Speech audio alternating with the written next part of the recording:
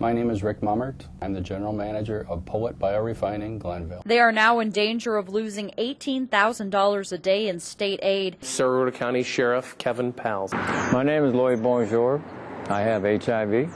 I'm against the medicinal use of marijuana for several reasons. One of them is how to enforce it. I think marijuana should be legalized. Get the money out of this game. Who's going to regulate it? Marinol is like $3,000 a month. And the mixed message that we're sending to children. Anybody that needs to use marijuana, I think should be given the seeds. Jody Lee Morrow moved from Oskaloosa to Albert Lea a little more than 4 years ago for a fresh start. Things began well. She found her place at the Cedar House in town. In addition, I'm going to be dealing blackjack and a life game. Hi, Sue. All right, gentlemen, be good to me. We good? Dealt blackjack. Sick. Acted rude. He let us know he's got a little bit more to say. Beyond the headlines, here's the rest of the story. How much of a roller coaster ride has the last now 3 years been? It's certainly been a roller. The plant is a high-protein animal feed. That's one of the things that people need to recognize from an ethanol plant standpoint. Once finished with filling the train car, Rick heads to the nerve center of the plant to the control room. Good. Yeah, a little more training. I think he could handle it, yeah. He needs a little more training, but we'll get him there. But yeah, I learned a lot, and I appreciate what they do on a daily basis. Lloyd Bonjour grew up in North Iowa, but left to pursue a career in construction in the South. He was living in South Carolina in 1995 when his life changed forever. I hurt my eye, changing the brakes on a pickup, and I knocked myself out, and when I woke up, I had a pool of blood there. A nurse at a hospital asked him if he'd ever been tested for AIDS. 3 weeks later, he tested positive for HIV. This is a hell of a shock. I mean, people back then died. He traced his steps back to the early 1980s to find out where he contracted the virus. I had 4 teeth crowned, root canal crowned, and I was exposed. Shortly after he learned a Daytona Beach dentist exposed him to HIV and more than 100 others, he had full-blown AIDS. Then he started his journey on mental medications. I went in, swallowed my first pill at noon, and it's basically saved my life. He came back to his native state to die, and he's taking handfuls of prescriptions at a cost of about $120,000 a year. A month's supply is $3,800 monthly. And then I swallow a lot more pills other than that to keep me healthy and going. That's only part of the reason he's a supporter of medical marijuana. To knock the nausea and the sickness part of the drugs that you take, marijuana works.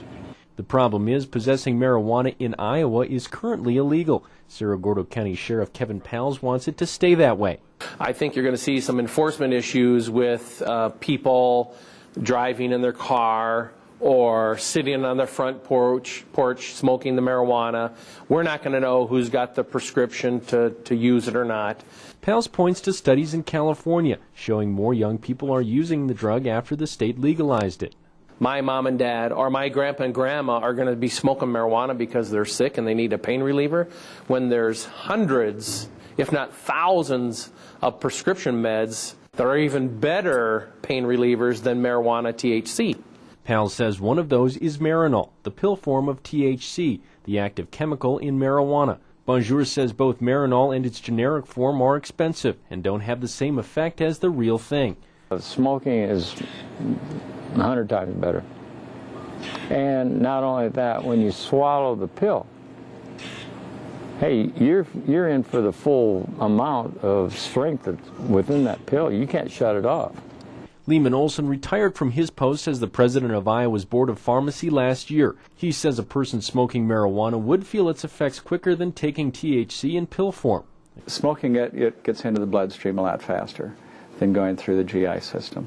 During his last term on the board, he voted against legalizing pot. The DEA does not recognize it and would not validate that decision. We had seen no scientific evidence that it produced favorable medical results. Supporters argued their ruling ignored evidence of marijuana's benefits. and the Supreme Court agreed. Most of the people that testified at these listening posts were advocates. Olson says after the listening post, the board had to recommend marijuana's use. Now lawmakers will have to decide, but both Olson and Powell say medical marijuana is facing an uphill battle at the state capitol. What's the infrastructure going to be? What are the regulations going to be? How are you going to procure this? Who are the doctors that are going to prescribe this? I personally believe that there's going to be so few people that would qualify for a prescription of marijuana that isn't really justified. Bonjour says legalizing pot will make what could be his final years a little brighter, as he works to find a way to beat his illness, even if it costs him his life. I can always die, and I'm not afraid of death. My name is Rick Mummert. I'm the general manager of Poet Biorefining, Glenville. We are a 500 farmer member cooperative, 100% farmer owned. We have 53 employees on site that work 24 hours a day, 7 days a week, 365 days a year to grind corn basically into ethanol. Rick is shedding his general manager title for the day and taking on a few of the tasks that keep his plant running.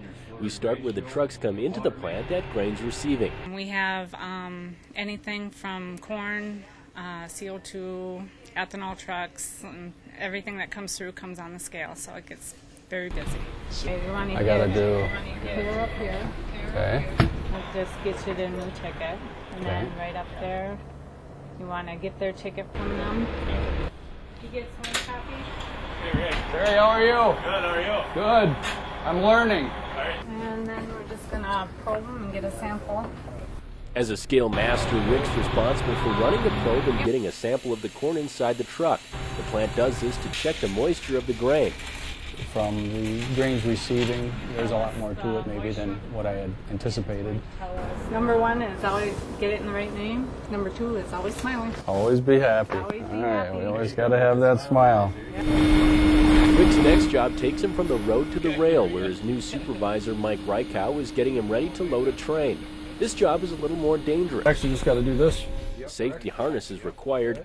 With the crosswinds, a worker could suffer serious injury if they were blown off the train. You can walk out in the rail car and then just open up the lids, work your way back, get them opened, and then come back inside, and then we'll start things up and we can start loading it. Okay. From the loadout area, I think, I was pretty tentative about walking on top of those rail cars. It's a different feeling. It's something that I'm sure that it takes some getting used to. Once the doors are open, the train is ready to be filled with an ethanol byproduct. Then you can start your bottom conveyor. One thing that we want to let people know is that the corn actually does come out the backside of the plant as a high-protein animal feed. That's one of the things that people need to recognize from an ethanol plant standpoint. Once finished with filling the train car, Rick heads to the nerve center of the plant to the control room, where lead operator Rod Peterson makes sure everything is running right. There, 142. From an operations standpoint, I've always been in awe of those guys. They have an awful lot that they're responsible for, and if they make a mistake, it's a huge mistake. He keeps an eye on the fermentation process both on computer and by taking samples. It would be the slurry as it's getting mixed up. It doesn't have the products added to it yet to start the fermentation process. A lot of safety issues that you got to watch and be concerned with, and the product has got to be good. Once finished, Rick's supervisors for the day give him an evaluation. Rick did good. Yeah, a little more training. I think he could handle it, yeah. He needs a little more training, but we'll get him there. But yeah, I learned a lot, and I appreciate what they do on a daily basis.